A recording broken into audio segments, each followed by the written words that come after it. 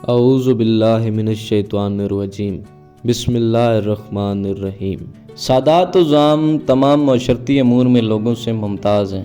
چند احادیث اس کے متعلق ذیل کرتاس کر رہے ہیں۔ احترام سادات میں کھڑا نہ ہونے والا منافق ہے۔ آن حضرت صلی اللہ علیہ وآلہ وسلم نے ارشاد فرمایا کہ جو شخص میری ذریت کو دیکھ کر اس کے احترام میں کھڑا نہ ہوگا وہ میرے حق میں ظالم ہوگا اور میرے حق میں وہ جفا اور ظلم کرے گا جو منافق ہوگا۔ آن حضرت صلی اللہ علیہ وآلہ وسلم نے فرمایا کہ جو شخص میری اولاد کو دیکھے اور اس کے احترام میں کھڑا نہ ہو، اللہ تعالیٰ اس کو ایسے مرض میں مبتلا کرے گا جو لا علاج ہوگا۔ سادات کے آگے نہ چلو۔ بزرگ علماء رضوان اللہ علیہم اجمعین معتقد تھے کہ اگر شاگرد سید ہو اور استاد غیر سید ہو تو اس استاد پر لازم ہے کہ وہ سید شاگرد سے آگے نہ چلے۔ صاحب کنوز الخمسہ فرماتے ہیں کہ اس وقت کرۂ ارض پر جتنے فضائل و کمالات ہیں وہ سب محمد و آل محمد علیہ الصلوۃ والسلام کے طفیل ہیں۔ سادات کی طرف دیکھنا عبادت ہے۔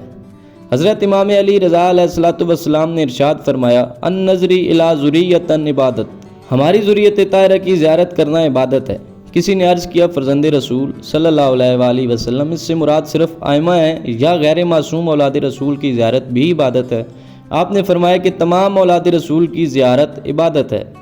وہ لوگ خوش قسمت اور کامل الایمان ہیں جو احترام سادات کرتے ہیں، اور بدبخت وہ ہیں جو اس نعمت سے محروم ہیں۔ جس طرح عظمت سادات و مقامات سادات کا احترام واجب ہے، اسی طرح اس مقام شامخ کی تبلیغ و ترویج اس دور میں نہ صرف واجب ہے بلکہ اوجب ہے۔ پیش گفتار حمد ہے اس ارحم الراحمین ذات واجب الوجود کی کہ جس کے ید قدرت میں جان عالمین ہے، اور میرے لاکھوں درود و سلام ہوں اس ذات رحمت اللہ عالمین صلی اللہ علیہ وآلہ وسلم پر جو اخلاق الہیہ کی پیکر جامع جمیع صفات، اور میرے لاکھوں سجود قلبی ان کی آل اطہار علیہ الصلوۃ والسلام پر کہ ان کے مسند نشین وحی و الہام ہے، خصوصاً اپنے حجت دوران حضرت امام عصر والزمان نور مجسم کتب عالم امکان حضرت قائم آل محمد اجل اللہ فرج الشریف کو، کہ جو حبیب ذوالجلال صلی اللہ علیہ وآلہ وسلم کی دستار قدسی کے واحد وارث ہیں، جن کی توفیقات و فیوز و برکات نے مجھے انہی کے پاک خاندان کی عظمت و شان کا تحفظ موفق فرمایا ہے۔ ایک عرصہ سے میں دیکھ رہا تھا کہ سادات و زام خود فراموشیوں کے سمندر میں دھیرے دھیرے غرق ہوتے جا رہے ہیں، اور مجھے امید تھی کہ کوئی نہ کوئی اس نسل طیب کو بیدار ضرور کرے گا، مگر صاحبان ممبر و قلم نے اس نسل طیب کے بیڑے کو ڈوبتا دیکھ کر صرف تماشائی بن کر نظارہ کیا۔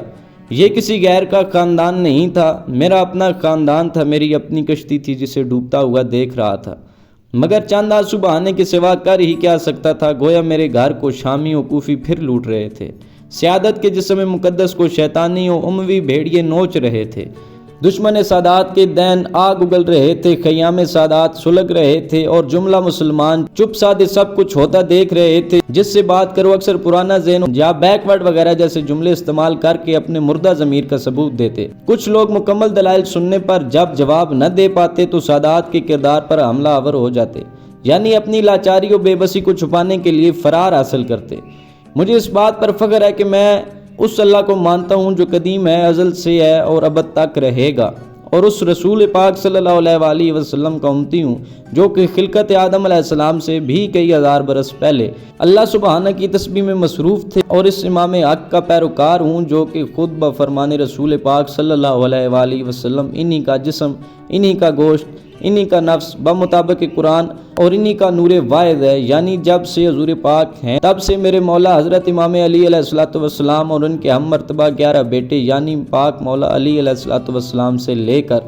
مولا صاحب الزمان اجل اللہ فرج الشریف تک میرے 12 امام ہیں بفرمان رسول خدا، اولنا محمد اوسطنا محمد صلی اللہ علیہ وآلہ وسلم وآخرنا محمد صلی اللہ علیہ وآلہ وسلم وکلنا محمد علیہ الصلوۃ والسلام، کہ ہمارا اول بھی محمد صلی اللہ علیہ وآلہ وسلم ہے، اور ہمارا اوسط بھی محمد صلی اللہ علیہ وآلہ وسلم ہے، ہمارا آخر بھی محمد صلی اللہ علیہ وآلہ وسلم ہے، بلکہ ہم سارے ہی محمد صلی اللہ علیہ وآلہ وسلم ہیں۔ اب مجھے اپنے قدیم دین اسلام جو کہ ظاہراً 1400 سال پرانا ہے پر کیوں نہ ناز ہو، کیونکہ میرے راہ پر میرے مولا میرا قرآن فقط ایک زمانے کے لیے نہیں ہے، ان کا وجود اور ان کا فرمان قیامت تک کے لیے فائدہ مند ہے۔ چند احباب ممبر و قلم سے گزارش ہے کہ آج پھر سادات کے گھروں سے حل من ناصرین کی آواز آ رہی ہے کیا کوئی ہے جو سادانیوں کی عصمت کو اس دور کے یزیدوں سے بچائے؟ مگر ہوس مال و زر کی زنجیروں میں جکڑی ہوئی لاشیں انتہائی بے حسی سے کام لیتے ہوئے خاموش رہیں۔ مجبوراً مجھے خود قلم و کاغذ کا سہارا لینا پڑا اور انتہائی کمزور حالات میں اعلان جہاد کرنا پڑا۔ میں جانتا ہوں کہ اس نکار خانہ میں طوطی کی آواز نہیں سنی جائے گی۔ دشمنان سعادت کی ٹڈی دل فوج کے مقابلہ میں مجھ جیسے چند نہتے اور کمزور اور ناتواں افراد نہیں لڑ سکتے، مگر جذبہ دل نے مجبور کیا اور آخر یہی سوچا کہ میری اس آواز احتجاج سے اگر چند سادانیوں کی عزت ہی بچ گئی تو میرے لیے یہ بھی کافی ہے۔ اگر یہ بھی نہ ہو سکے تو کم از کم تمام حجت تو ہو جائے گا، اور کل میں حبیب رب العالمین صلی اللہ علیہ وآلہ وسلم کی بارگاہ قدس میں ایک ایک مسلمان کا گریبان پکڑ کر عرض تو کر سکوں گا کہ میں نے انہیں آپ کی بیٹیوں کی عزت کی حفاظت کے لیے کہا تھا، مگر ان میں سے کسی نے میری فریاد نہیں سنی تھی۔ یہ آج کسی رحم و شفاعت کے حقدار نہیں ہے۔ اسی خیال سے میں نے یہ کتاب لکھی ہے کہ کسی مسلمان کے اندر خصوصاً علماء دین میں ضمیر کی کوئی چنگاری اگر موجود ہے تو وہ ضرور اس جہاد میں میرا ساتھ دے گا اور عصمت سادات کے تحفظ میں سرگرم عمل ہوگا۔ یقیناً میری اس جسارت سے بڑھ کر مکمل جامع اور مضبوط طریقہ سے اس سلسلہ کو آگے بڑھایا جا سکتا ہے۔ چند احباب اس سلسلہ میں فتویٰ مانگتے ہیں تو کم از کم مجھے ضرور حیرت ہوتی ہے، کیونکہ میں ایک ملنگ مزاج انسان صرف اتنا جانتا ہوں کہ میرا دین اور ایمان صرف اور صرف پاک محمد و آل محمد یعنی چہاردہ معصومین علیہ الصلوۃ والسلام ہے۔ یعنی میرے لیے ان کا فرمان ہی اصل اسلام، ان کا حکم اصل شریعت اور ان کا عمل ہی اصل سنت ہے۔ جب اور جہاں جس مسئلے پر ان پاک ذوات اطہار علیہ الصلوۃ والسلام کا قول و عمل مل جائے تو پھر کسی مفتی یا مجتہد اعظم کی ایک مومن کی نظر میں کوئی اہمیت نہیں رہ جاتی۔ دیگر میرا ایمان یہ بھی ہے کہ خود اللہ سبحانہ و تعالیٰ، اللہ کا صادق و ایمان، نبی مختار صلی اللہ علیہ وآلہ وسلم اور وقت کا امام علیہ الصلوۃ والسلام جب اور جس کو شرف سعادت دیں تو یقیناً وہ سید و سردار ہے، اور جب اور جس وقت سعادت سے خارج کر دیں تو وہ یقیناً خارج ہے۔ اس کی مثال خود چہاردہ معصومین علیہ الصلوۃ والسلام ہے،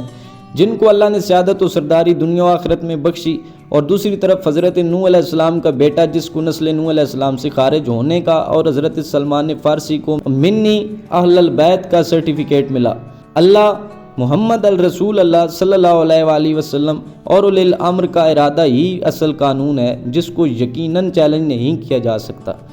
یہی ہے مجتبی و مرتضیٰ و مصطفیٰ سارے، خدا نے چن لیا ان کو گواہ قرآن کے پارے، طہارت ان کے گھر کی ہے، سعادت ان کے گھر کی ہے۔ اللہم صلی علی محمد وآل محمد واجل فرج آل محمد، اللہ جل